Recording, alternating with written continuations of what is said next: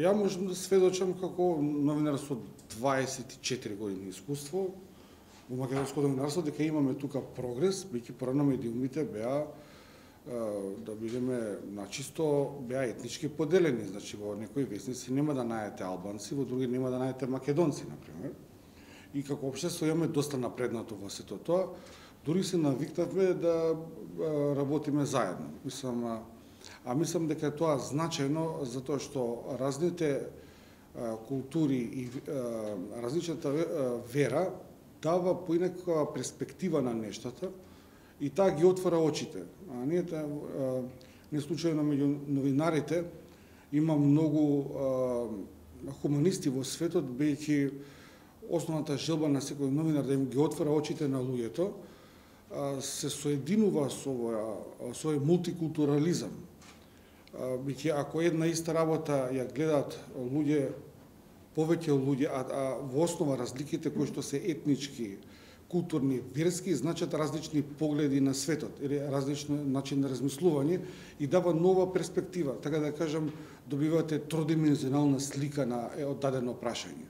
И затоа е ова значајно за новинарството и значајно за граѓанското општество.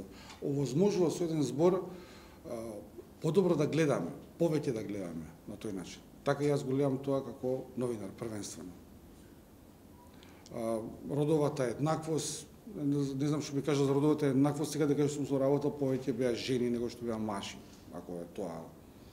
Значи во Скопје имавме соработник еден, имавме колега хомосексуалец кој беше деклариран и немавме никаков проблем со него, правеше одлични текстови. Во секој случај мислам дека едно напредно општество мора да биде отворено.